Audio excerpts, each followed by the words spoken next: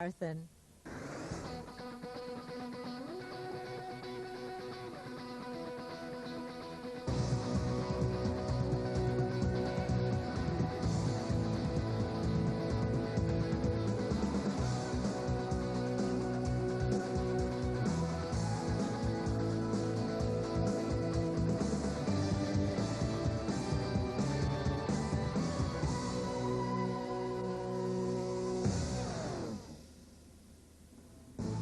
Welcome to Craddock, the Fish River Canoe Marathon. Ahead of these paddlers, 2 days of intense competition. Day one ran about 45 kilometres from the start to the finish, which comes up at the Knutsford Bridge, which is about 25 minutes paddling after the Glen Alpha Bridge. The Fish River, once a murky trickle, has now been transformed into one of the most exciting rivers in the country. 1,562 entrants for the race. That's a record. The start, well, it's actually on the dam. They'll paddle for about 1 kilometre across the dam before there's a 750-metre portage and then into the river proper. No starting blocks allowed.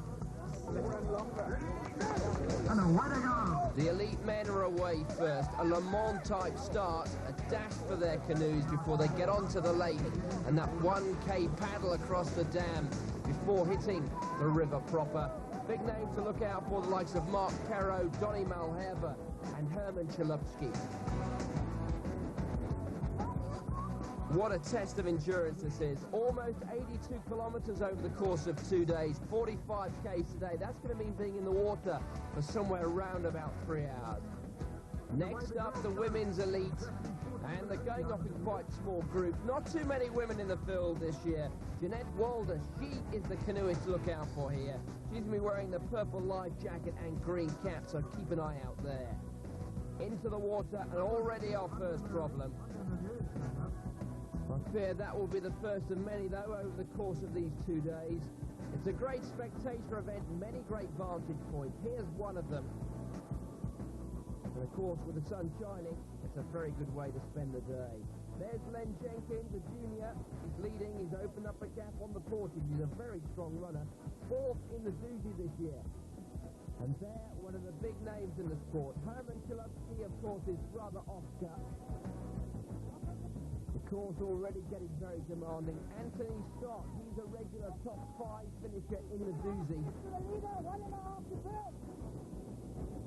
The canoe is coming Indian file, but there's somebody out. He is safe, though. And on look at that, looking a little concerned. Jason Callister competing in the under-21s, and the organisers are particularly mindful of the dangers of this event after a fatality 12 months ago.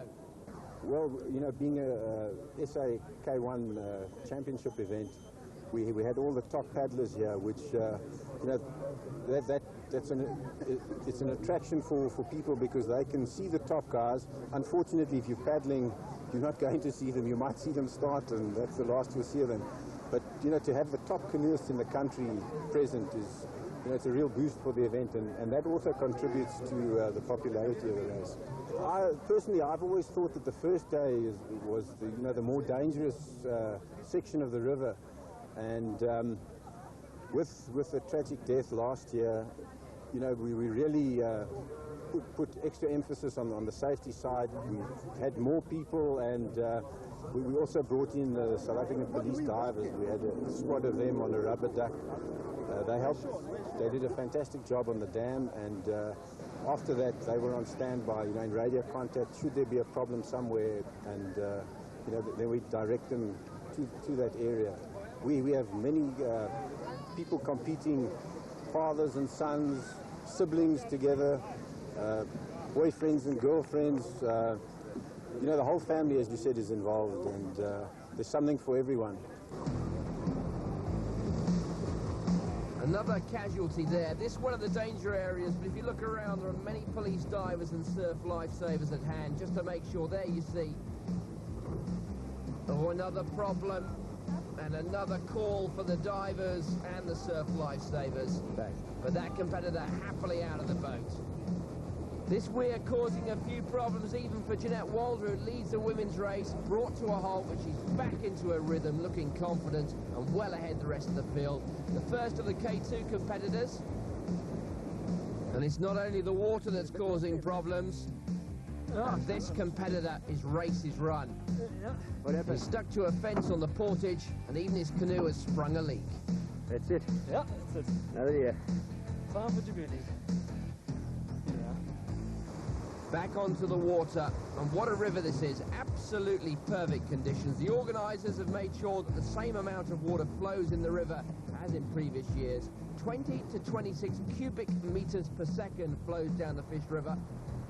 And this competitor concentrating hard, retaining his balance, but doing very well indeed. Jeanette Walder still going well. It must be difficult to concentrate or maintain your concentration when you know you're so far clear. Spectators gathering on Knutsford Bridge at the end of the first day, and they greet the defending champion, Graham Bird, first across the line, 2:54.20. 35 seconds behind him, 2:54.55, Anthony Stott, so he's well placed for the second day. Back in third, Graham Solomon, just 9 seconds behind. There, one of the K2 entries coming in. The first woman, Jeanette Walder, we wait for her. She's about, what, 25 minutes, maybe half an hour behind the first men. There she is, 3:24.28 in fact her time. A lead of almost 10 minutes on the second woman.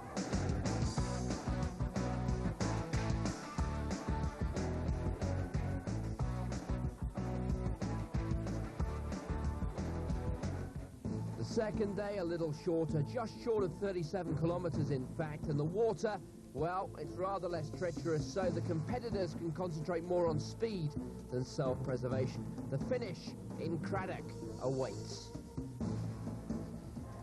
It's a vital day for Graham Bird. He goes into it with a 35-second lead. There you can see the distance. He can't afford to make any mistakes because there are some very good, very experienced paddlers just lurking to wait on any mistakes. The final preparations being made by the paddlers. It was a tough day yesterday. For many of them, they got wet. But for others who went quickly, well, they'll be wary of making mistakes today before getting to the finish down there at Craddock. They're away.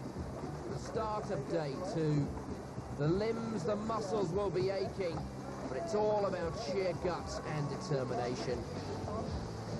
There on the right, you can see Len Jenkins, the youngster. He finished 5th yesterday after leading for much of the way. He set a furious pace, and he's doing so again. Jenkins not overawed by the senior company. In fact, he's leading the under-18 category by more than 10 minutes. 5.218 on his boat. That's Murray Wilson from Western Province. Alongside him, Jacques Taron, 1.020. And there, Herman Chalupsky from that famous canoeing family. Jeanette Walder, she's going well as well. She led by more than 9, almost 10 minutes after day 1, after setting some sort of records. There she is, going well, out in front, and opening up an even bigger gap with virtually every stroke. These are part of the chasers, but they've got a long, long way to go, and they've got to pick up a lot of speed if they're going to catch the leaders.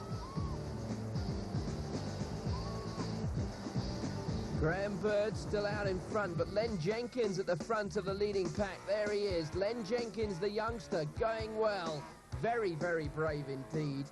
And Jenkins is going to be the first of the low bridge. Mind your heads on this one. Approaching another weir, and Marlow Chute, which used to be one of the most significant portages on the course in the race, but the organisers built Marlow Chute specifically so they wouldn't have to do that. And here it is. Graham Bird is the first down, and he gets down without any problems at all. So Graham Bird still got victory in his sights. He's got a 35-second lead at the start of the day. He's lost a bit of that now. And there's Mark Perro. He's having a great day, but he just got into a few problems there at the chute, and he's going to have to go the other way around the island, and that's going to cost him some time. But he really is going very, very well indeed on this second day. There are plenty of lifeguards lurking in case of problems, and this is a particularly popular spot for spectators. What a view this is. P.R. Hay coming down the weir, and he's getting into a few problems there. And yes, look, the help is there immediately.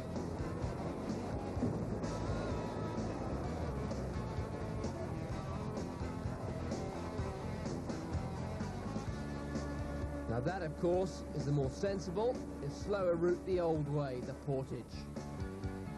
Up in front, there's been drama, and we have a new leader. It's Graham Solomon from Western Province. Craddock Weir did the damage as far as Graham Bird and Anthony Stott were concerned. But champion. Back there in second, well, finishing second, that is in fact Anthony Stott. He'll finish third overall, though, with Graham Bird, and what a tragedy it was for him, finishing second. My reaction, I don't know. I'm still floating at this stage, but very, very happy. It really is a dream come true for me. I did my first fish in 1988 with my father. We won the father and son that year. So since then I've been coming up and doing it. It's a great thing for me. Jeanette Walder, she was fastest on the first day. She's been fastest on the second day. Not quite as emphatic today, but she breaks the 6-hour barrier over the course of the 2 days. And more than 12 minutes ahead of the second woman, Rory Blom. I just think I had a lucky good 2 days. No swims, no major mistakes. And I think, if you don't have any mistakes on the river, then you do have an advantage. A dramatic finish. Anthony Stott and Graham Bird coming unstuck at that final weir. Graham Solomon, the champion. Jeanette Walder, dominant in the women's race.